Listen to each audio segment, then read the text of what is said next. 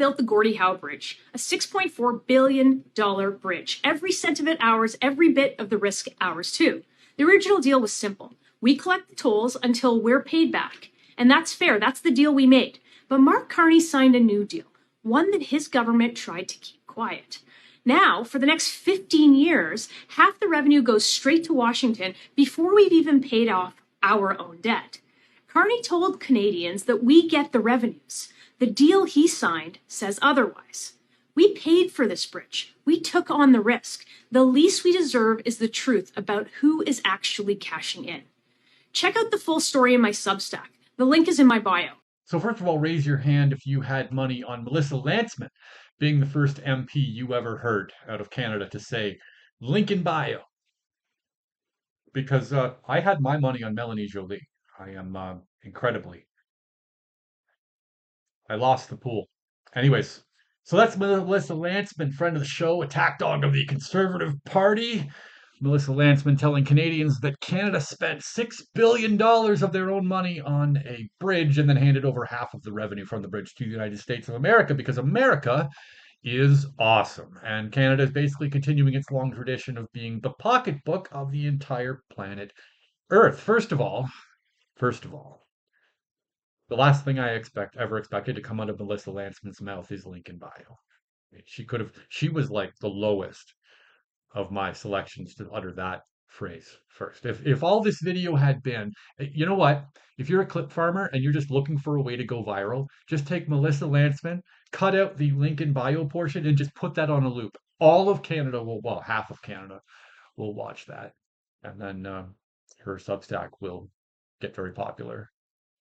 Not because they're there for the Substack, but seems a little deceptive, but it would work. I mean, you would guarantee Melissa Lantsman to get reelected for at least the next 20 years. Yeah.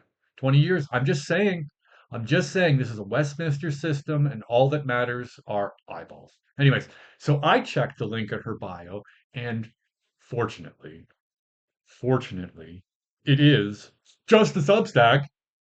It's just a Substack about a bridge we built and then used to make the US richer, I'm assuming because we felt bad for all the Americans we're killing with the wildfire smoke from up north, as if tariffs weren't bad enough.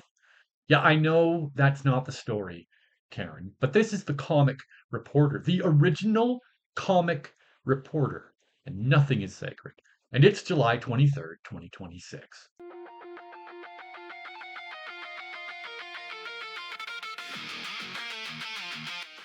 Put your hands up if you saw Melissa Lantsman, designated firecracker of the Pierre Polyev fan club and friend of the show, say link in bio and got a little too excited. I'm not alone in this, I'm certain. Feel like link in bio is just a trigger for my brain now. Link in bio, hey, you're cute, come to my link in bio. And this is a trap, by the way. If you said yes to being excited about Melissa Lantsman's link in bio, you're disgusting. You are disgusting. You're disgusting.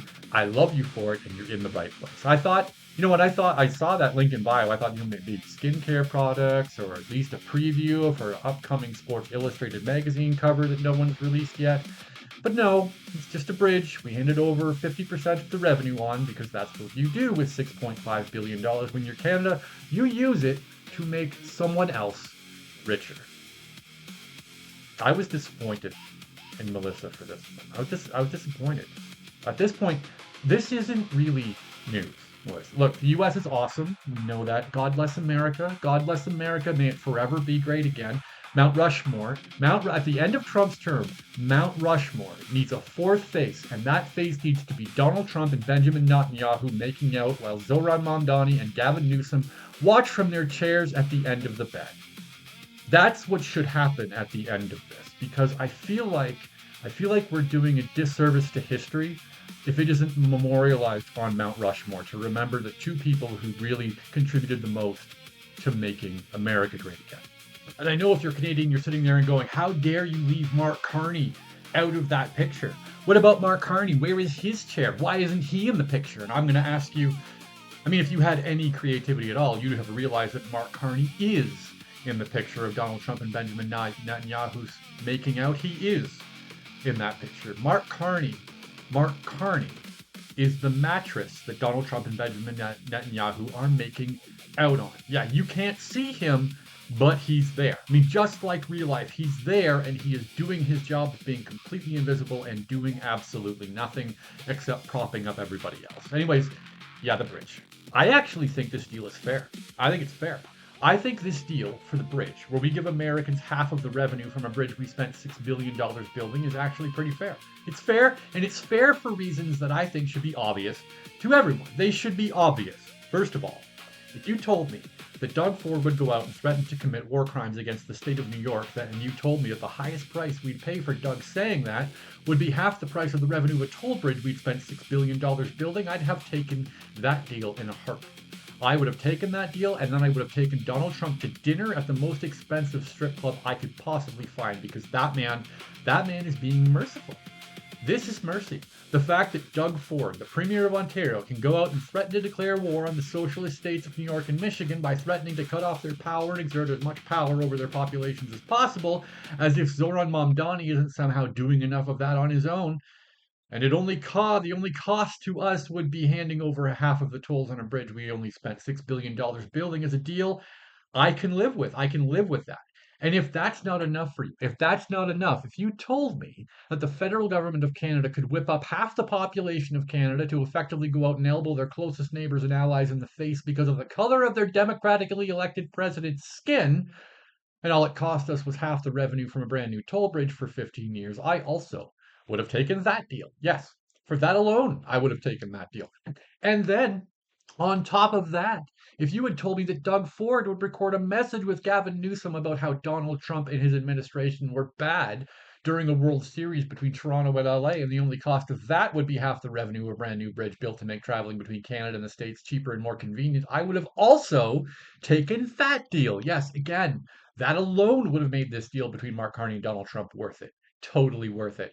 And that's not even the last part of it. And if that's not enough, if you had told me that Dave Eby, Elizabeth May, and Wab Kinew would have come out and repeatedly bashed both Benjamin Netanyahu and Donald Trump for their stance on bombing both the Gaza Strip and Iran, as if somehow taking out a theocratic regime who wants to wipe out all of Western society, because it's written into their charter, and the only cost of that would be half the revenue of the Gordie Howe Bridge for 15 years, I also would have taken that deal. But we didn't get that.